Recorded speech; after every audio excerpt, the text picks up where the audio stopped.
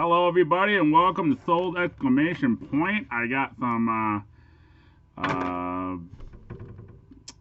don't know if it's exciting because I don't know what's going to happen yet, but on Saturday, my wife and I, we went to the bank to put in for a business loan to open a store, and it was a little anticlimactic because about 3 months ago I went into the bank and I talked to the service manager just to find out what I needed to have done, so I didn't go into a meeting and they're like, okay, we got to run around for a month getting stuff in order.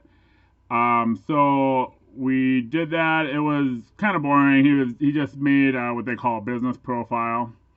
Most of it was just from my filing with the Secretary of State. And I had my business plan, and so he didn't look at it because, like I said, I had actually talked to this guy about 3 months ago, and we actually talked for about an hour, and I told him about the business and hats and clothes and boys' kids and the merger of the three and why a physical location is a good thing. And so he remembered me because he would ask me questions like, yeah, so you sell cards and hats and clothes, right? And I'm like, yeah, okay. He obviously remembers the conversation. So we were there and had Kirby with me, and she did a good job with her patience. Games on Dad's phone was a big contributor to the good behavior, but she's a good baby. So what's next is they're going to send it to the underwriter. The underwriter will probably call me sometime this week. He might have some questions about tax returns and trying to demonstrate that what I said in the business plan is real. So there were two options for the first application.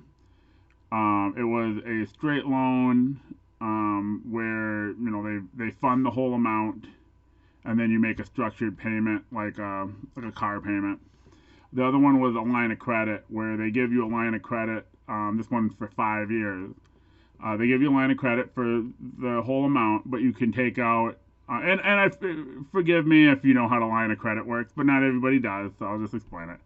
What's really cool about the line of credit is the amount of flexibility it's going to offer. So I'm requesting $50,000, but I only need about 30 to open the doors. The other 20 is for operating expenses and for a cash reserve to buy collections, because that's a major part of having a store, is having people come in with collections and buying those collections for inventory. So having I would prefer not to bootstrap it where I'm missing out on opportunities to buy inventory because I don't have the cash to outlay for it. What's great about it is, let's say I take the 30, the payment is 1% of the principal plus interest. So it makes for a real affordable payment, especially in the beginning of the store. Now, 1% plus interest won't pay off the entire amount in 5 years. So, it's not, because it's not structured like a classic loan. There's a balloon payment at the end of 5 years, or you can convert it over to a regular loan. I think that's an entire separate process. You're basically getting a loan to pay off the line of credit. But I mean, the goal would to have nothing on the line of credit in 5 years, which I think is pretty doable. So what'll happen is, what's nice is I can take the 30. Let's say, I'm 6 months in, and I decide, when I give examples, I always use very small numbers, just so it's easy. I don't want to be like, let's say I have $1 million, and then there's this $8 million service charge. I mean, it's just too much money for people to say. So, let's say I decide I need $5 in cash at all time to buy collections, to run daily operations of the store, and I have $7. Well, I can put that $2 back on the line of credit, and it will lower my balance $2 and lower the amount of interest I got to pay.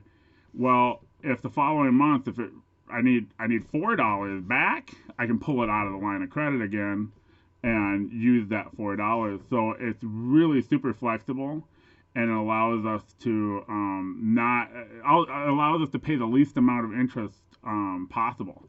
I don't have to, a line of credit is basically a credit card at a lower interest. Yeah, I mean, it's essentially what it is. And so that's gonna be real exciting. So I should, in 30 days, my videos might have be a lot more exciting in terms of opening that store, and I'll try to do my best to document the opening of the store, assuming we get the financing. If that doesn't work out, we can always go Small Business Association or administration, but that's more expensive money, and there's a lot more hoops you got to jump through to get it. So we want to go the commercial route first if we can, and do SBA later. So without further ado, we'll do our sales for the day. It's actually weekend sales. Not a great weekend. Bunch of weird stuff. So nothing really great sold, but a lot of little stuff sold. All right, first up, we got our program car. Another program car sold after that variation listing, $7. We got the Smoky Collection sale, Josh Bell, outfielder for the Pirates, $8. This was kind of cool. This was a sale from two separate listings, but they were both cards, so they automatically combine the shipping. I didn't have to send out an invoice, so that's nice. One is the Smoky Collection Cole Irvine USA baseball, and the other is Gabe Kapler, PSA 9 of his rookie card. Gabe is the manager for the Phillies, I believe. I was a big fan of Gabe Kapler. I have two more of these PSA 9s. I was buying them in college. I only bought a few, but I thought Gabe Kapler was going to be the next big thing. So anytime I say I'm super hot on a guy, I got a decent track record. I called Corey Seager and Clayton Kershaw from the day they got drafted, but I also called Gabe Kapler and Jake Scully. If you don't know who Jake Scully is, my point is made. So we're doing the best we can out here. $10 for the Kapler and the Smoke Collection. Nice little vintage mini pennant for the Illini. That went for $17. Those were probably 60s, so they're pretty old. Here's another miniature pennant, a little bigger than that, not soft felt. San Diego Padres. It's got the swinging Padre. I don't really know what his name is. Swinging Padre, I guess. These are in good condition. They got some pinholes. Both of these mini pennants, especially when they're 60s, they're really nice, especially if you're doing a display, a memorabilia frame job. Putting a nice little vintage mini pennant in there, can really improve the overall quality of the display you're making. A couple programs, Eagles, Padres was 17 as well. Eagles program, nothing special about this one, $9. This is Cubs from '88, that got 11. The Willie Mays print, nothing particularly special, although it's really nicely done. The print's nicely done. It's not signed, but it is, it's by some artist. I don't know who it is. 11 for that. So that one's not like a super big deal collectible, but it's really nicely done. So somebody who's a Willie Mays collector, like $10, let's do it.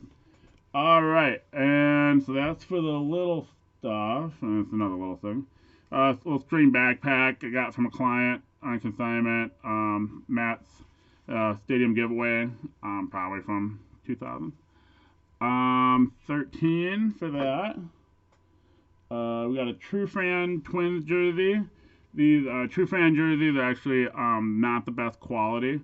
This one's in good condition, so this will last for a little while, but I've seen when they're really heavily used, the patching starts to fall off, and just from washing.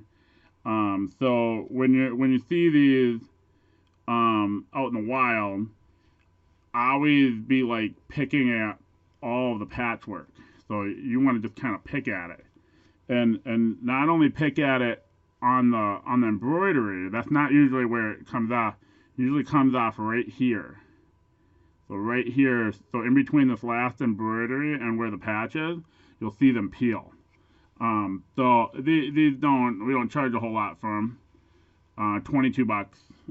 So $20 jersey. So if my customer gets 30 wears out of it, I mean less than $1 a wear, so it's a good deal for them.